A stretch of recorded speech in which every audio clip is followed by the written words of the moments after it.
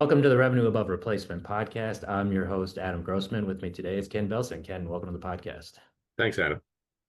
Well, it's great to have you. This is a little bit different for us in terms of having an author and a writer. So before we jump into, part of the reason we're here is to talk about your new book that's coming out soon. But part of the reason, we want to start the podcast the way we start all of our podcasts, which is tell us a little bit more about your background and how you got to this point in your career to date. Sure. I've been a business writer for about 30 years now, almost 30 years. The last 24 of them have been at the New York Times, and I've written business stories overseas. I've written about technology. I've written about banking, cars, you name it. I covered telecommunications and media for quite a while, and also spent time on the Metro desk covering the economics of the New York area. And in 2009, I moved to the sports section to take what I hoped was my dream job, covering the business of sports.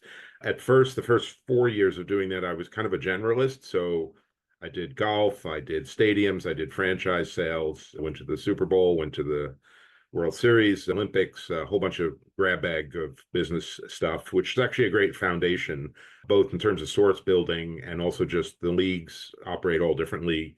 The USTA operates different than the USGA and so forth.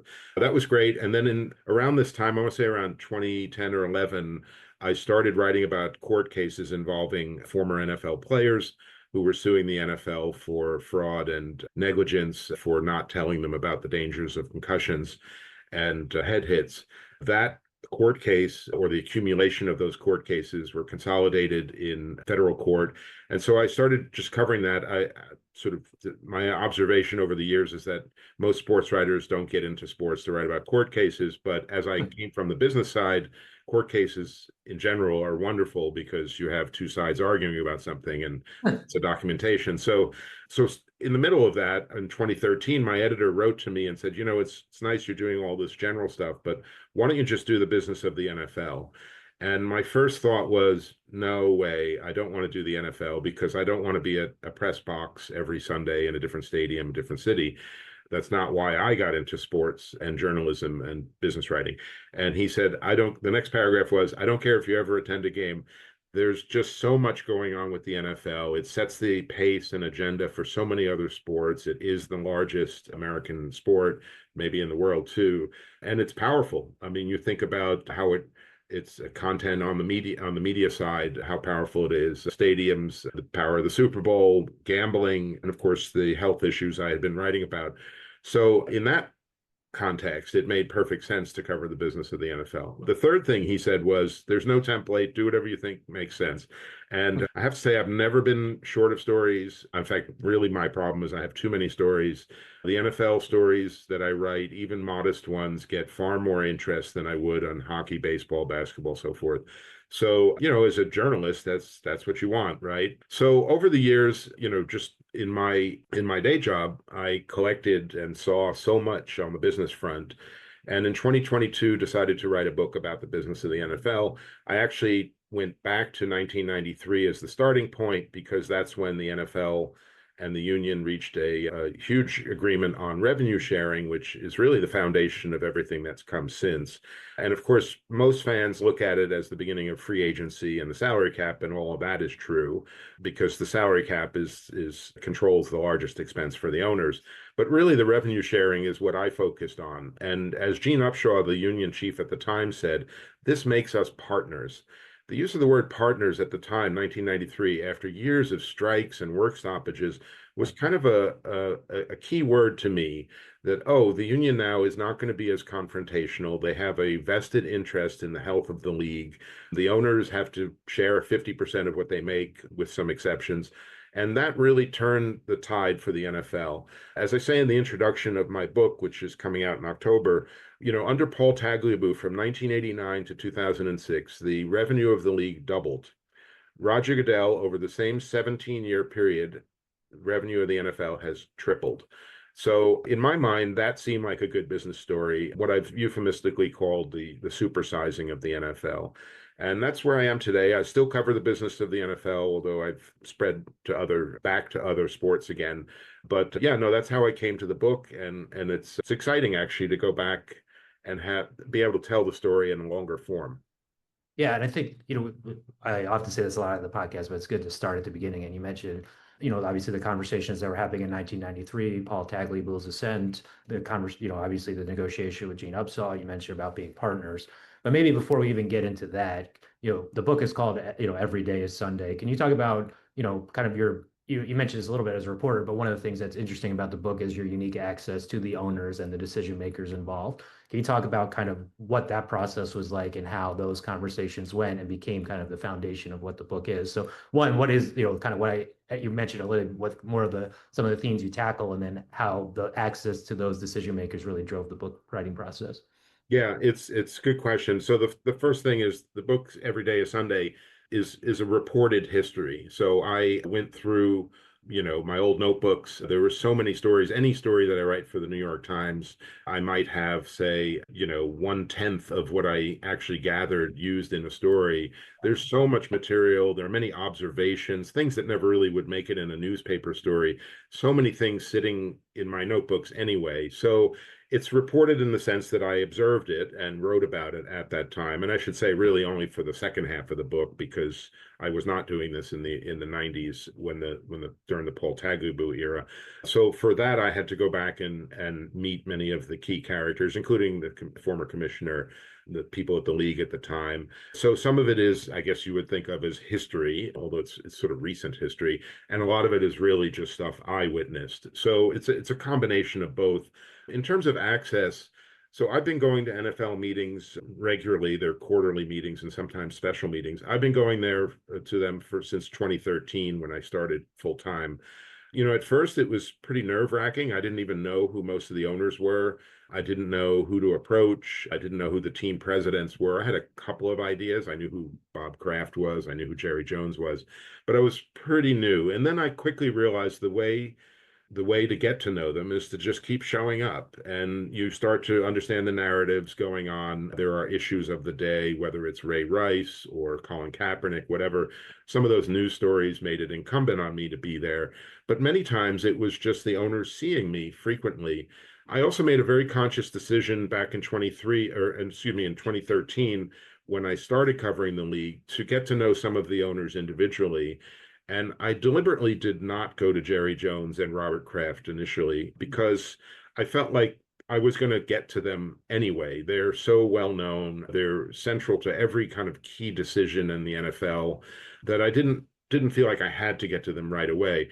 And what I did was I looked for the next generation of owners, Clark Hunt, Shad Khan, guys in their 50s and 60s, not 70s and 80s, guys who played key roles but maybe were not written about as much. Clark Hunt was intriguing to me because during the labor talks in 2011, he was at the table along with Jerry Jones and Robert Kraft, but he was the one designated by Roger Goodell to brief the other owners on what happened that day at the table. And I found that interesting because it meant that he was level-headed, straight, serious, but also very knowledgeable to be able to field questions. And so I ended up writing a profile of Clark in 2013, just at the beginning of the Andy Reid era. And I found him he's a quiet man, picks his words carefully. But that investment of time back then has really paid off. I see Clark at every meeting now, and he's taken a bigger role in the league. And you could argue I've sort of watched him go from a quiet owner to a more prominent one. And he's now on the finance committee and was instrumental in the introduction of private equity investment in the NFL. So that was an example. I tried to look for other owners that were just a little bit more under the radar. And so when the book came around, it wasn't hard to get. They knew who I was. Now, did they want to talk for a book or for a story? I would argue that they actually were more interested in talking for a book. Often it feels like it's their legacy, it's events that happened 5, 10 years ago, and so forth. And I spent hours and hours with various owners, probably a dozen altogether. Some owners were never going to be interested. Some turned me down for whatever reasons. Some never speak to the media. Jody Allen in Seattle almost never speaks to the media. And there were some owners like Greg Penner with the Denver Broncos was so new that he wouldn't have had any context for what I was looking for. So when you really sort of break it down, there's about a dozen and a half owners who are covered the span of my book. And, to get to say a dozen out of a dozen and a half is pretty good. And then, of course, I spoke to union chiefs and team presidents and people in the media industry and people at the league office and so forth. Yeah, I mean, that's very robustly reported, and you can see that throughout the book. As you read it, you can see all the different sources and all the different perspectives. So again, we're going to get into that more in the conversation, but I do want to start, as you mentioned, you decided to start in 1993 with, obviously the negotiations that happened in 93, and you obviously mentioned the partners. Can you just provide a little more depth about what happened in 1993, why it was so seminal, in particular, the impact it had on media rights? Because that is, we say the business of the NFL is largely, although not obviously exclusively, tied to media rights. Sure. So it actually goes back to the 1980s. There was a work stoppage, a strike in 1982. It was a shortened season. My favorite team, the Miami Dolphins, made it to the Super Bowl on a 9-game regular season. Probably shouldn't have otherwise, but anyway, I'll take it. And then there was another even more contentious strike in 1987. Again, the players walked out. It was really essentially over free agency, but other things, including benefits and revenue sharing. But, all the other leagues at that point, well, certainly the NBA and Major League Baseball already had free agency. So the NFL players were fighting for the same. They only missed 1 week of the season in 1987, and it was ugly. They had scab players come out. It was a bad period. Soon after that, the players went back. Soon after that, they sued the NFL for antitrust, which is a typical, strategy of the union. And that case lasted until 1992. There were several cases, but in short, the one that really mattered landed in Minnesota in front of a district judge called Judge Doty, a former Marine who, from all accounts, seemed to scare both sets of lawyers. And so he really, as good judges do, tried to broker a settlement. He doesn't want to have to rule on something called preemption, which is whether the players have to go through the CBA to resolve their issues. Now, at this time, the union had decertified, so there really was no CBA operating in practice. So in the end, he ruled in favor of the plaintiffs, meaning the players, and that granted free agency to the first handful of players. Reggie White was the most famous. And then there was 2 more successive lawsuits that included the first 250 players that were coming up for free agency, and then eventually would have been all players.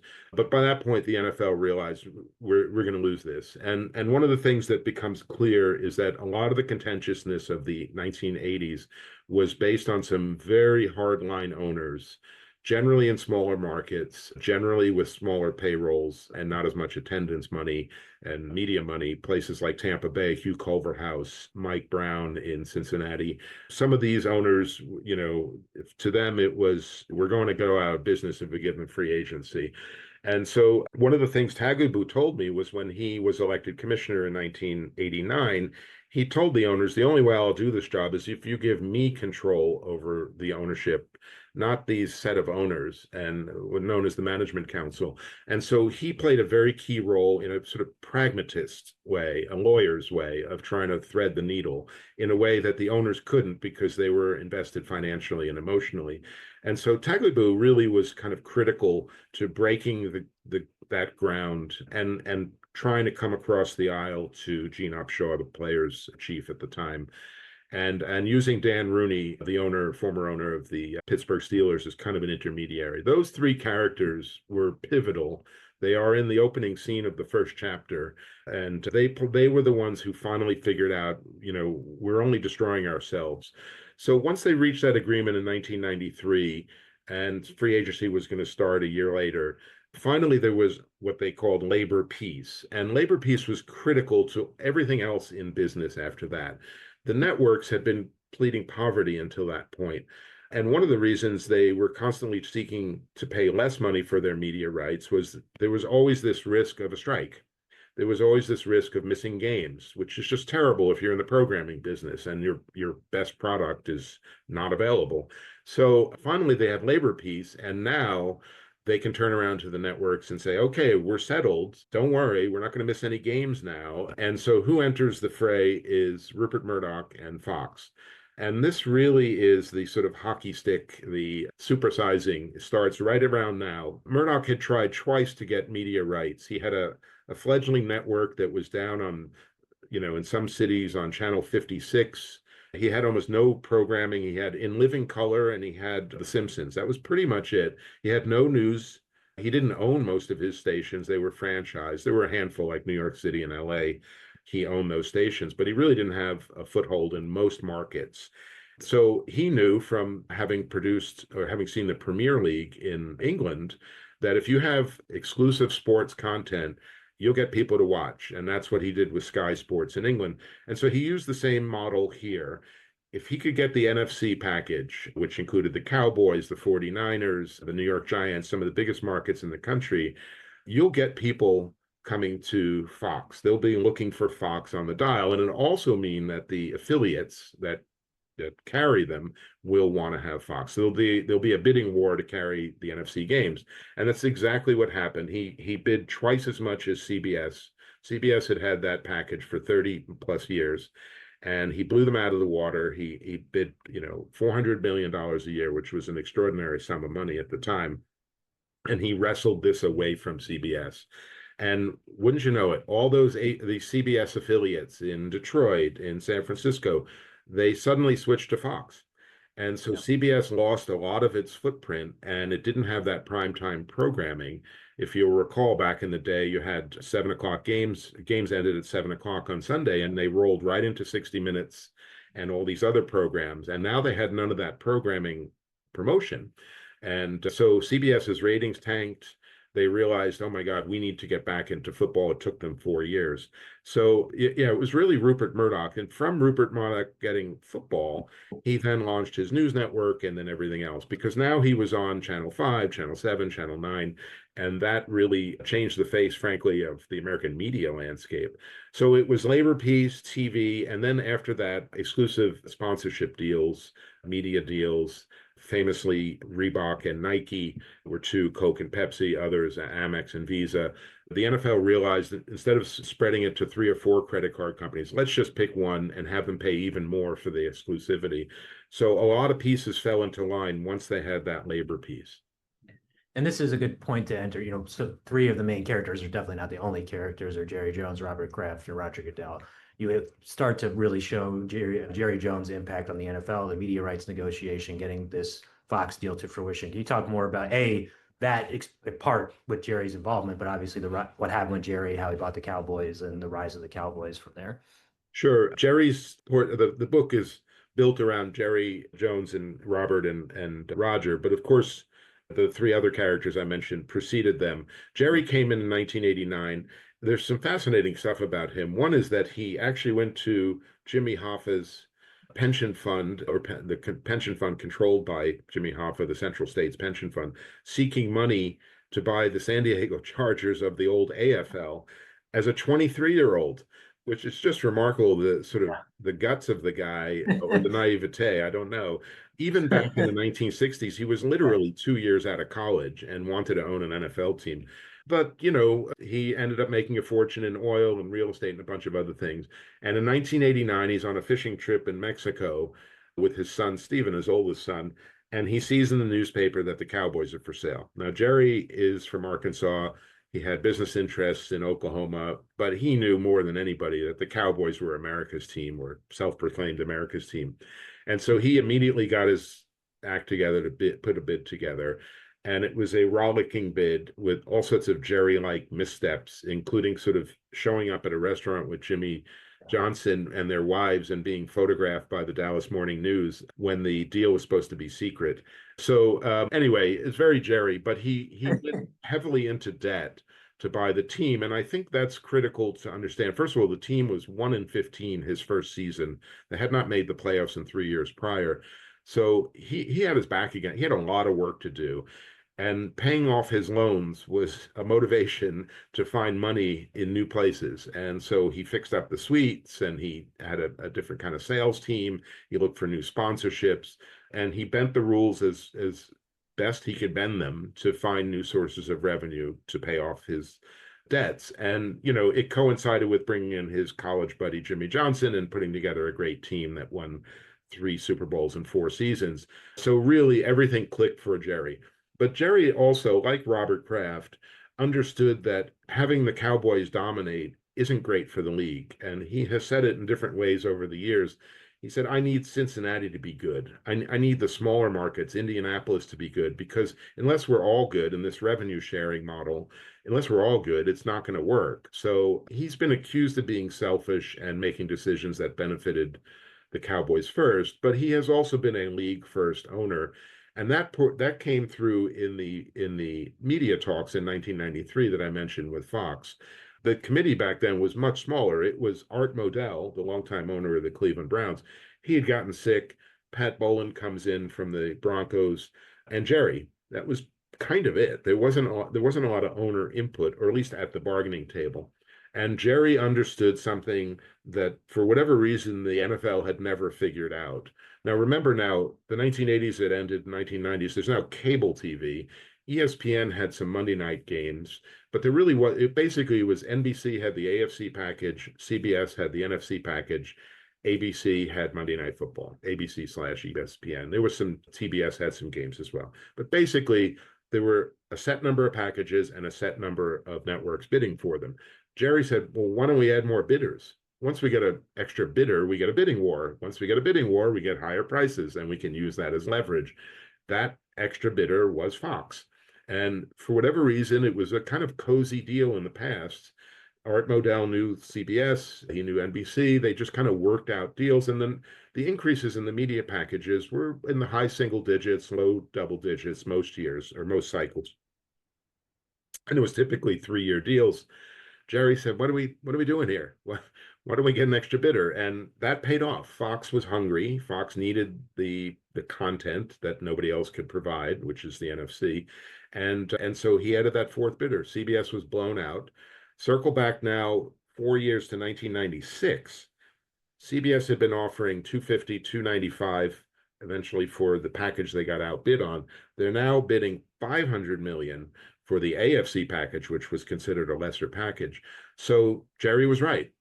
Everything accelerated after that, and the networks realized, having seen how poorly CBS did, we need the NFL more than the NFL needs them. And so that just accelerated. The other thing that's worth noting, particularly given your podcast, is that the other leagues took note. NBC, I'm sorry, NBA, MLB, they all realized, wait a second, yeah, what were we thinking? Why do we have such a nice deal with CBS? Why don't we open it up to NBC? Let's see how many people we can get bidding. So it really changed the whole business model. And it went from how much money can we make and how much money can we bid and how much can we make back in ads, to how much can we afford to lose, make it a loss leader to promote other programming, and how many Super Bowls can we get out of this, and things like that. So it really was a transformative decision by the NFL, and every other league took note of it. Yeah, I want to get into Robert Kraft from here again, obviously as one of the three main characters, but we were remiss not to talk about one of my favorite stories in the book, is like how basically unprepared Fox was once they received the rights, and how people, maybe you should, I'll let you talk about it, but it was just funny to say, like, you spent all this money, but it wasn't like, okay, we're ready to go, we're ready to broadcast. It was a pretty whirlwind effort to get that. So if you could talk more about that, that'd be great. Sure. There's some great characters here, and Rupert being one of them. Yeah. I mean, he's an Australian, Yeah. but he understood from England and being in the news business how important this was. But remember, Fox didn't not only didn't have a news division, it didn't have any sports, it didn't Right. have any cameramen, it didn't have any producers, it didn't have any trucks, it had nothing. So he brought in David Hill, who was producing the Premier League games in England at the time, and he flew him to Dallas, where the owners were. This is before the bidding was settled, and he had him do a presentation to the NFL owners. What would you change? What would you make different? And one of the things was have the score bug up on the screen. In the old days, you would not put the scores of other games on because you didn't want people changing the channel. And so he said, no, you keep the score up there the whole time. Like, what's the big deal? You could have it scroll through. Football fans are football fans. They care about other games, even the ones they can't watch. That was one. The first down marker, obviously. So he sort of wowed them with this, and that actually influenced the owners quite a bit. They were nervous. They actually debated taking out insurance in case Fox fell through. But David Hill goes back to London, and around Christmas, he gets a call saying, have you seen the Wall Street Journal? And, David says, no, I'm in London. Why would I see the Wall Street Journal? And he said the first paragraph says Fox has won the rights to the NFC package. Second paragraph, David Hill's in charge. Rupert Yeah. Murdoch never bothered to really call him. So he ends up flying to LA. So where do you find cameramen? Where do you find producers? All this CBS. They're, by the time the playoffs end, a lot of people are going to be out of work. So he hired Ed Gorin, who was one of their lead NFL producers, and Ed's Rolodex was critical. He brought in a lot of people, including a lot of young talent that we now think of as, standard issue. Joe Buck, Kevin Harlan, a lot of these announcers started, Kenny Albert, a lot of these announcers started at Fox as young kids. Interestingly, almost all of them were sons of existing announcers, Tom Brenneman and so forth. Other guys, Kenny Albert and Marv Albert, Joe Buck and his dad. So yeah, it was interesting how they built that together. There's a great scene in there. He also decides he's got to get Madden, and he brings Madden over from CBS with Pat Summerall. And John Madden is calling Rupert saying, "Did we get the San Francisco Dallas game, which is the big going to be the big game of the regular season, a rematch of the previous year's NFL NFC championship game?" And so Rupert says, "Yes, yes, we'll get it."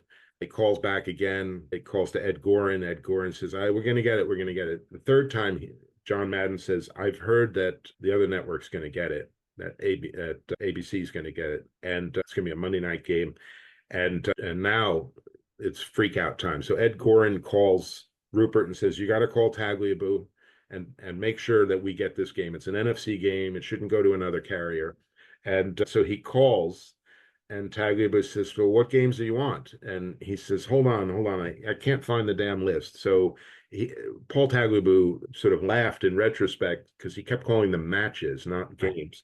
And eventually he spits out San Francisco 49ers against Dallas Cowboys, and Tagliabue says, yeah, we'll take care of it. Don't worry. So really, they were rubes. Not rubes. They were starting from zero, but they got the theme song together. They hired Terry Bradshaw and Howie Long in the booth, Jimmy Johnson, and they hit the ground running, as it were, in 6-7 months. It's a pretty remarkable story.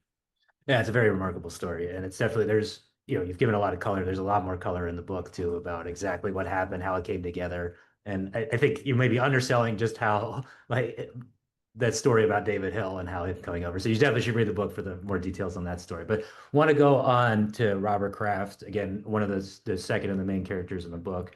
He and Jerry have some similarities. They also have a lot of differences, and both in terms of how they acquire the team, their personalities, how they operate. So, starting from, Robert Kraft kind of came similar from Jerry, was not necessarily well known in NFL circles, and now is probably one of, if not between him and Jerry, are probably the two most famous owners in the NFL. So talking about a little bit of his story, kind of his rise to power, particularly in the 90s when he first owned the team. Sure. Yeah, Robert and Jerry said actually have a lot of similarities, something I didn't quite appreciate until I Yeah. started doing a lot of research. They both had dads who were entrepreneurs, small businessmen. They both came from pretty modest means. Robert's family rented apartments for years, so they were both very wedded to the places they grew up, Little Rock and Boston. And they were both eager entrepreneurs themselves. Robert, a couple of years out of college, gets an MBA, and he works at his father-in-law's company and organizes a management buyout of his father-in-law's company, which takes a certain amount of gumption. Uh, but it also shows you where his mind was back in the 60s even. And he was in the packaging business, which gave him a window into the world, right? I mean, trade was booming globally.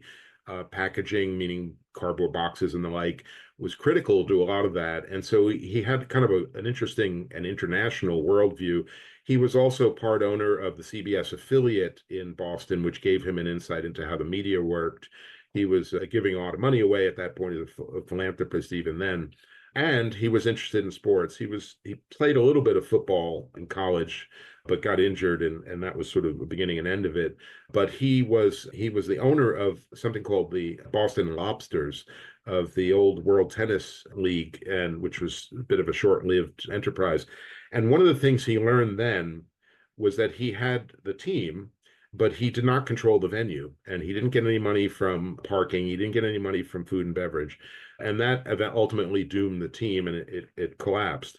But he learned from that. And in the 90s, the Boston Patriots, or New England Patriots, were really one of the worst teams in the league financially.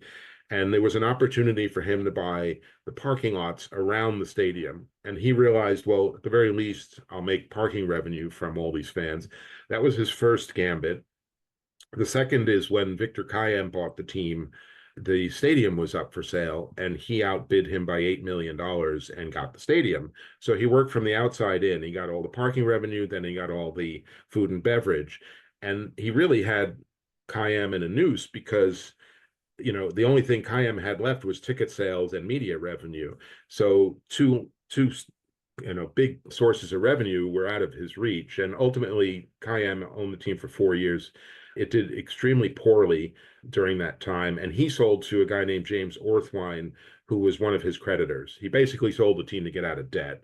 And Orthwein wanted to move the team to St. Louis. St. Louis had lost its team. The Cardinals had moved to Arizona already, and they had a new stadium, and he wanted the Patriots to be that team. But the lease said the team had to stay through 2001. It had to be the main tenant. So he couldn't get out until 2001. And if he tried, he would have faced Kraft in court, and that would have been ugly. And he realized ultimately, I got to get out as well. So he had tried to sell to other St. Louis investors, but Kraft outbid him. Like Jerry, he paid a record price. In his case, 172 million was over 20 million more than his highest number. But he realized he had all the other assets. He just needed the team. And that was kind of an interesting business strategy, is to buy everything around the team and then ultimately own the team itself. And Jerry, by the way, did something similar in that he also bought the stadium along with the team. Not every team did that. Back in that day, even in the 80s into the 90s, many stadiums were still publicly built and owned. The Vet, Three Rivers Stadium, these were still municipal stadiums. But in both cases, they were privately owned. And that was key to Robert doing that. And like Jerry, he quickly started getting involved in league business. Obviously he was trying to rebuild the Patriots. He had Bill Parcells. They went to the Super Bowl fairly quickly after he took over. But, he got involved in the media committee. He tried to he got on the finance committee and so forth. So he knew I'm not just going to be a owner focused on my team. I'm going to be focused on the health of the league. Yeah, and one of the things I do want to talk about, you mentioned stadiums, I want to come back to that in a second, but just, setting the stage for, the interactions with Roger. And what I thought was interesting also was, one, there's a story about the lobsters that's interesting, about one of the owners complimenting Robert about his naming of the lobsters and being professional name or team or best name in professional sports. But I think this is a good, just before we get into Roger, is the actual interaction between the owners and like some of the relationships and the personal relationships, because Jerry and, Jerry, Robert, they somewhat took different paths and had different perspectives. But, that's part of what's interesting. Part of your book is this is the league as itself. They have a partnership with the players, but obviously the owners have a different partnership, and there's different dynamics and different politics. Can you talk a little bit more, particularly as Jerry and Robert came up, like what were those dynamics? What did that look like? What was the league dealing with prior to kind of Roger coming into power after Paul retired? Yeah, it's a good question because some of it actually has to do with the valuation of the teams, and the valuation of those teams is based on the media as 50% of the revenue of the league. And so increasingly, these teams get more and more expensive. By today's standards, $172 million seems like a bargain. Yeah. The Commanders sold for $6 billion. So, the valuations, I think the Eagles were over eight, almost 9 billion when for the valuation of the team for their private equity sale. But in any event, yeah, so, the league still has multi-generational owners. The Maras and the Rooneys are probably the most famous, but you got the Bidwills, you got the Browns, the Mike Brown taking over for Paul Brown and his daughter after him. So these owners, look, they bought their teams for almost nothing, $25,000. Some of the original AFL owners, Ralph Wilson. So everything after that to them was gravy. And they were not in a rush. They didn't need to pay off debts because the team was already paid off decades earlier. So there was a different mindset. And I guess I would call them sort of stewards of the league, but you could also call them sort of conservative business wise. There was no need to take a ton of risk because, why? We were getting our dividend checks. We loved going to the games on Sundays. We didn't need to be popular. We didn't get into it for that. These were people who were, I guess, in the old world to be called sportsmen. They had the money, and most of the money was tied up in the teams, but they didn't have extravagant lifestyles. By the 80s, you start to have a different set of owners come in. Guys are a little looser. Leonard Tost from the Philadelphia Eagles was well known. Joe Robbie was a hustler, wheeler dealer, always seemed to be paycheck to paycheck. But they were entrepreneurial and they needed money and they were hungrier for it. And so they tried to move the league in that direction. And then you had owners, given the economics of the league, like Hugh Culverhouse, and they were just losing money. And Hugh Culverhouse was an interesting story. The original owner of the Tampa Bay Buccaneers, he was a tax attorney to some of the owners. So he was helping them figure out how to, pay less taxes. And he ended up buying a team himself in the 70s.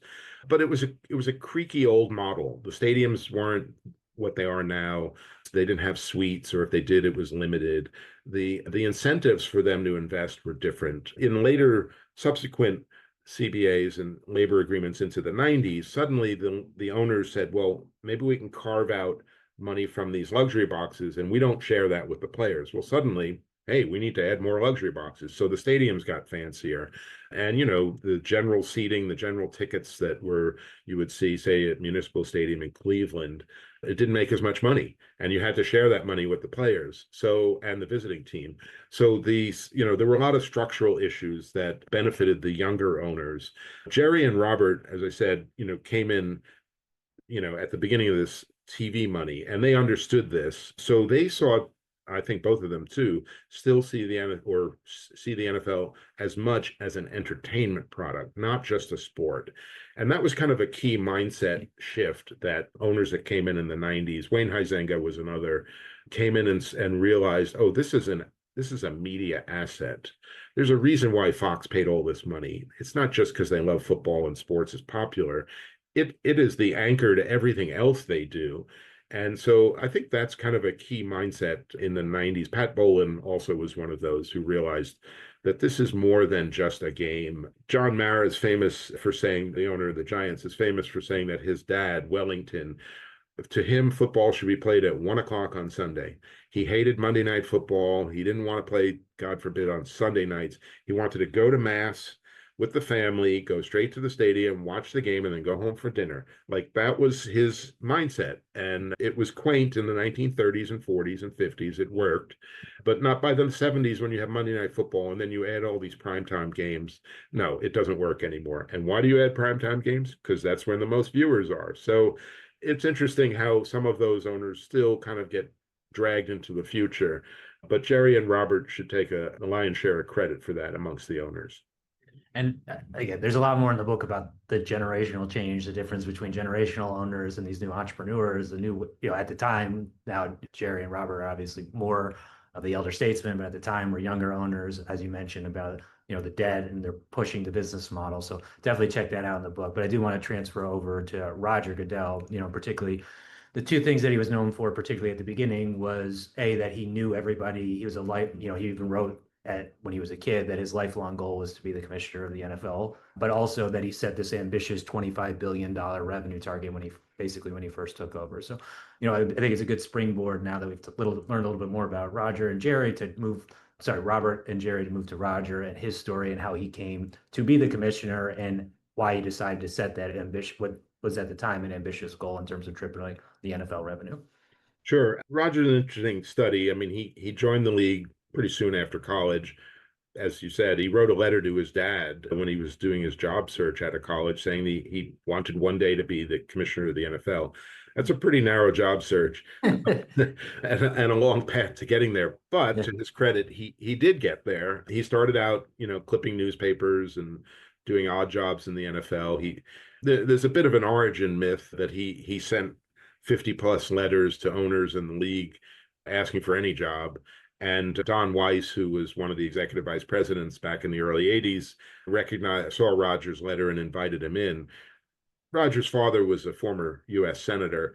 Something tells me that Don Weiss recognized that last name, especially since his father, Roger Goodell's father, was from New York State. So it would not surprise me that Don Weiss just sort of put two and two together, said, senator's son, maybe we should bring him in. But to his credit, Roger worked hard and he took on any task they would send him. And Paul Tagliabue, I think, really was his greatest champion. But Roger did a whole bunch of things. One thing he did during a Super Bowl in New Orleans in the 1980s was Pete Rozelle needed a driver. He used to go from cocktail party to cocktail party, and you get the kid to drive the car. This was a simpler time. You didn't need a bodyguard and an SUV or anything. So Roger basically sat outside at the car, make sure it was double parked and didn't get a ticket. So, he was running around. It was a much smaller league then. It maybe had 100 employees. So it was easier to get to know people. But when Tagliabue comes in, he sees an eager, omnivorous mind and immediately starts giving him bigger tasks to solve. The Pro Bowl, working on marketing issues with Jerry Jones. Jerry Jones was fighting with the league about signing his own sponsors that competed with the league sponsors, and Roger was brought in then at N.F.L. properties.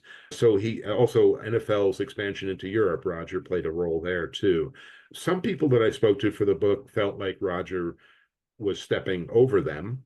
Others who were above Roger felt like Roger was ambitious, and what's wrong with having a ambitious young employee trying to do as best he can and working, very long hours. There's a little scene in the book where they're trying to solve this, the Browns have Art Modell, the owner of the Browns, has decided to move to Baltimore, and the city of Cleveland is going to sue the NFL.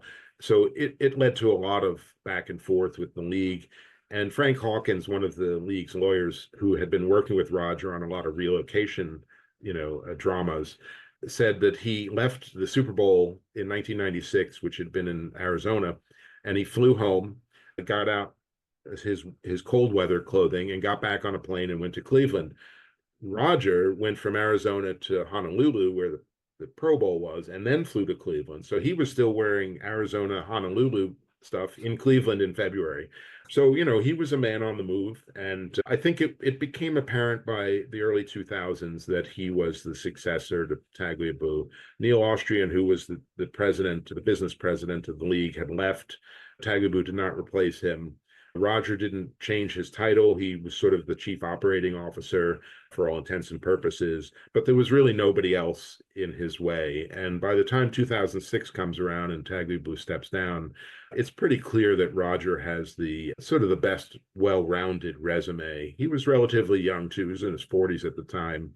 But, to his credit, he helped the owners solve problems. Stadiums, for instance, relocating. He had worked with these owners on various problems over the years. So he had goodwill built up and he had operational knowledge. And so when the votes came together, Roger was ultimately chosen. And then I think there's a few more questions we want to get to. Again, we're not going to be able to cover everything that's in the book because it's a very expansive book and we obviously want people to read it. But I think one of the seminal moments that you talk about in the book, we start with the 1993 negotiations. The first negotiations with Roger Goodell, DeMaurice Smith, Robert Kraft, Jerry Jones, they all played a pivotal role, and that set the stage kind of for the next phase of the NFL's growth. And it's definitely a controversial kind of process, and there's a lot of moving pieces. So I think it'd be helpful, kind of, particularly as we're setting up the latter half of the book. What happened in that negotiation? Why was it pivotal? And what are some of the kind of repercussions or reverberations from that negotiation? So, yeah, so 93, as we said earlier, was very much Gene Upshaw, Paul Tagliabue, Dan Rooney, and a handful of other owners, obviously. And then the successive deals were hammered out pretty easily between Tagliabue and Upshaw. There wasn't the same burning urgency that there had been coming out of strikes and lawsuits and things like that.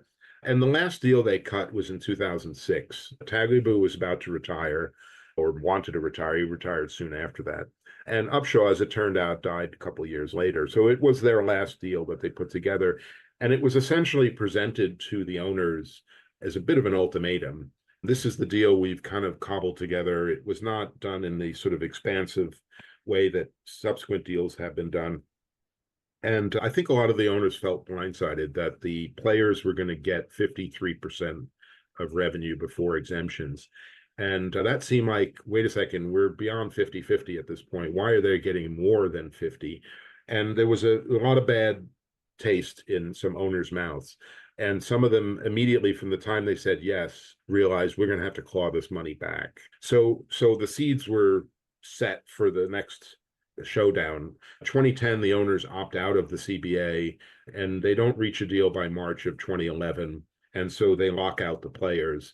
This is also because Gene Upshaw died, the first CBA, not just for Roger, but for DeMaurice Smith, the new president or executive director of the Players Association. So you have two new guys trying to establish their turf, their bona fides, with their constituency, the players and the owners. Roger, of course, is better equipped, right? Because he's been there the whole time. He knows his guys, his owners, he knows their problems, what their priorities are. DeMaurice had to get to know the players first. He got hired in 2003, 2009, and already he has to say, I'm the new guy. Oh, by the way, we need to start putting together a fund in case we go into a strike or a walkout. So he's already sort of a wartime general before he's even known who his troops are. And that was a tough hill to climb very quickly, and it ramped up very quickly. Now he was a litigator, so he came in, he knew how to sort of try and rally the troops, but it wasn't obvious that the players were willing to go on strike. And ultimately they didn't. I think the money had gotten so big now, the players were so reluctant to go on strike because missing even 1 week was a lot of money. In the old days, when players, even back into the 80s, when players were making $25,000 a year, you could make that up selling insurance in the off season. But, when the numbers when minimum salaries are six figures plus, a paycheck's a big loss. So they ended up getting locked out. DeMaurice Smith had the strategy that they used earlier in decertifying the union. It led to several court. It was a court case that was in favor of the players initially, and then went to appeal, and the owners lost. Assuming the owners won, and that ultimately led to the settlement. It was an interesting settlement in 2011. The numbers were so much bigger, but one of the key features was the league and the owners agreed to a 10-year labor deal. It had previously been 3, 4, 5 years. Labor theory is you don't want to do a long labor deal because you just don't know where the economy is going to go. But the owners, and particularly Robert Kraft, felt like, hey, we don't want to keep going through this every 5 years. And by the way, if we get a 10-year labor deal, talk about labor peace, I can go back to Fox and CBS and ask for a 10-year media deal. Think about the increase in costs or revenue over that period. So it won the day. And I think that the 10-year labor deal, the length of the deal, doesn't get reported enough, but it probably was not in the union's best interest initially. I think ultimately it was probably better for the health of the league. But, I think in the end, they've done it a second time starting in 2020, and I think that's going to be the new model. And again, the other leagues have now followed and tried to do longer labor deals as well. There were other features, including player safety, which was important to the players. Remember, this is during the concussion crisis. They also got more money for retired player pension plans and other benefits. So the players saw that as paramount and the money less paramount. It's not that they didn't care about the money, but the money was so big already, and the players were almost all millionaires. So at some point, the fight was less over the total amount of money and moreover, what else can we get? And player safety and player health and welfare was important. Yeah, and you cover a lot of the nuance on both sides, both from the owner side and the player side, and some of the things that were and still are potentially controversial. And again, good to see in the book, and I recommend reading that in the book. But in this negotiation, I do want to talk about Robert Kraft and Jerry Jones' role, particularly Robert Kraft's role, given the situation he was in. It's very rare to see owners and players hugging each other after a very difficult negotiation, and that's did happen with Robert Kraft and the head of the union at the time from the players' perspective. So you talk a little bit more about their role in the negotiation, that would be great. Yeah, it was an interesting character study. If you look at the owners on the bargaining committee, I mentioned Clark Hunt being kind of the straight-laced accountant, MBA type, no drama, no yelling. John Mara, who actually started his professional career as a labor lawyer, working for labor unions until he came into the family business known as the New York Giants, was also there, played key role, was, sort of had a high level of trust with the players. Again, one of those multi-generational owners that wasn't in it for the money or wasn't perceived to be in it for the money. That was an interesting position for him to play. Jerry Richardson was really one of the hardliners, which I find fascinating because Jerry Richardson was a former player who actually left the NFL over a $500 contract dispute. And you would think that he would have more sympathy with the players, but in fact, it was the reverse. He was the hardest hardliner on that committee. And then you had Jerry Jones, who played kind of an interesting icebreaker. The players told me that Jerry would tell good jokes, get everybody loose. He knew he had a sense of the moment and he had a funny way of telling stories. He could break the ice in a way that the other owners couldn't. And in a way, Jerry's very unvarnished. And I think that's put people at ease, even though he was trying to pick your pocket at the same time. And then there was Robert Kraft, and I think it's worth he rightly, I think, gets a lot of credit for how this ultimately was solved. But his wife was dying during this process, and he really didn't have a lot of patience for the histrionics of the lawyers on both sides, the grandstanding. His wife is dying of cancer back in Boston. It just felt meaningless. And so he would frequently fly home to Boston to be with his wife, and he was expressing a frustration. And so he suggested, and I'm sure it was seconded, let's get rid of the lawyers.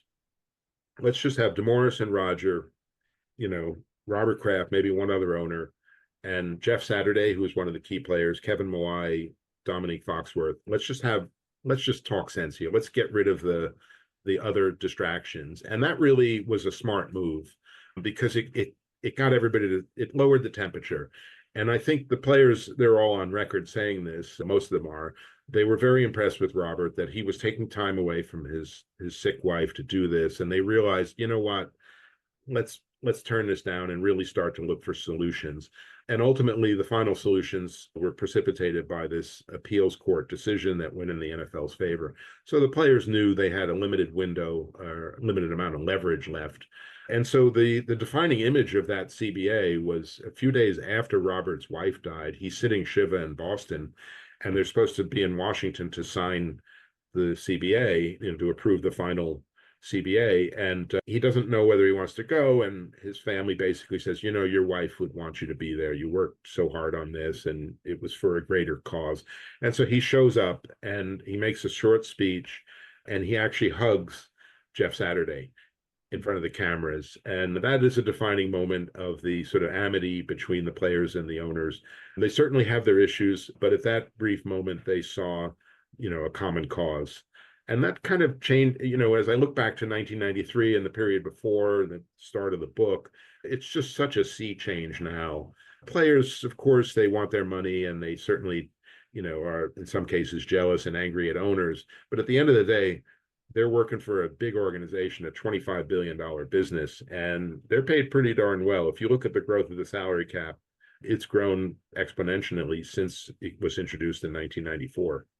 Yeah, and one last question. Again, there's so much more in the book that we won't have time to cover, and again, I highly recommend reading it. But one of the things I want to talk about were the venues themselves and the impact that had on relocation. That's originally how you and I got connected. You were writing a story on mixed-use developments and the impact on sports, and particularly venue anchored or stadium anchored or some kind of sports venue anchored mixed-use development. That's played a pivotal role in the NFL's growth and the development, and a pivotal role in the three main characters in the book, in addition to many of the other owners. Can you talk about, kind of the evolution, the evolution of venues, the evolution of where they are, and kind of where you're seeing that going, particularly as in the future as potentially a revenue and growth source or a source of growth for the NFL? Yeah, so after spending 45 minutes to an hour with you talking about how great the NFL revenue sharing model is, it's worth bearing in mind that the owners always look for ways around it and or exemptions to it. And one of them, as I mentioned, was the luxury boxes that are now at every stadium, because that's money the owners keep. They don't have to share it with the other owners. They don't have to share it with the players, and every owner can do it. So now you get more and more extravagant stadiums. As you helped me understand, another source of revenue is monetizing the brand of the team in the real estate business. Jerry Jones figured this out. I'm not just going to build a practice facility with the headquarters next to it. I'm going to build an entire community around it called the Star being the logo of the Cowboys. And it's going to be entirely branded Cowboys. You go down Lombardi Boulevard and Championship Way, and there's this, nice restaurants and everything. It's a beautiful community right next to the Star. And then beyond it are homes with other Cowboys themed streets and so forth. Because his idea is people want to be around that. They love football down in Texas, and it's a it's a status symbol basically. But many owners have seen this and run with it. I wrote about the project in Atlanta, Centennial Yards, a roughly $5 billion project built up between the Atlanta Hawks Arena, the Atlanta Falcons Stadium, and this giant hole in the ground above a commercial rail yards in central Atlanta. And that's just one of dozens of projects around the country in all the leagues. All the leagues have seen, all the major leagues have seen the value of their franchises and what they say to the community. And why wouldn't you want to put some of that money to work? And wouldn't you know it, you don't have to share it with the other owners. So, it's brought in new sets of investors, private equity investors. Sixth Avenue Partners out in California made a sizable investment in the San Francisco Giants baseball franchise. And I remember talking to one of the principals, and I said, but they got problems. They don't have a salary cap. Their media is kind of fractured. He says, yeah, but that'll get settled. And by the way, they have this beautiful neighborhood they're building right across McCovey Cove in San Francisco, and that's part of their portfolio too. So in a weird way, investing in an NFL team is now a real estate play. Yeah, and I think that's something again.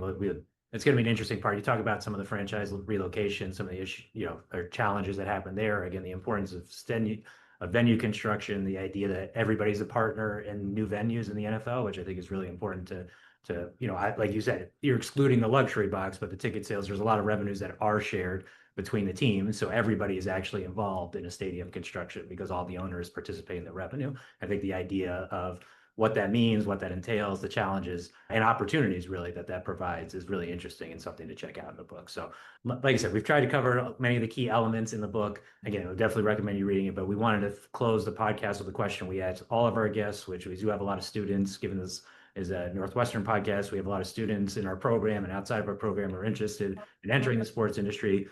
You're obviously in the intersection of business, sports, media. So from your perspective, if students are interested in those topics or interested in creating content, what would you recommend to students who are trying to get involved in those spaces or trying to build a career in media or content? Well, the thing I often tell people is sports teams and frankly sports networks aren't interested in hiring fans. They got plenty of fans. Cowboys have 100 million fans. They don't need to hire you because you like the Cowboys. They need to hire you because you have a skill set that they need, whether that's selling tickets, using AI to determine ticket season packages, selling merchandise, food and beverage, event day stuff. And in my case, in the case of the media, being able to write basically and report. It sounds simplistic, but it's actually important. And it's not something you learn overnight. You don't just wake up and learn how to write for breaking news or feature stories. And reporting is a interesting and sometimes difficult thing. I write on a subset of sports. I'm dealing more with owners and union people and corporations than I am players and the like, coaches. I almost never go to the locker room anymore. I used to go occasionally, and I'm a fish out of water, because there are reporters there that are doing things I don't feel comfortable doing. Like I don't get to know the running backs or the tight end coaches. I don't have the vocabulary for it. Sure, I could fake it, but it's not where I make my money. So I've just tried to learn as much as I can about different businesses. You and I met on a story about commercial real estate, a topic I don't write a ton about, but I have a kind of omnivorous appetite for topics. And, look, the NFL is an entertainment business, okay? It is a sport. That's their primary product. But I don't need to know X's and O's to know what makes the NFL run as a business. I need to learn about how media works. I need to know how sponsorship works, food and beverage, what's the markup on a beer, stadiums, how they're put together, municipal financing, the like. Those are the things I've tried to learn over many years, writing a variety of stories. And by the way, not just in football, because every sport has a little bit of a different model. So yeah, that's the thing is be omnivorous. Just look for every avenue or way to look at a team, because the team is a is a business. As much as we like to think it's a game, it's a business. Yeah, I think it's a good place to end. The book is called Every Day is Sunday. It actually talks about a lot of the themes you just mentioned in terms of building relationships and showcasing the ability to talk to different people, have different perspectives, integrate different perspectives. It also highlights the importance of long form content, something I've talked a lot about in my articles and podcasts with previous guests. So Ken, thank you very much for sharing. Again, we highly recommend everybody read the book. There's so many more anecdotes and so much more detail that would be interesting to the readers. So looking forward to everybody getting the book. So Ken, thanks for being on. Thanks, Adam. It was enjoyable.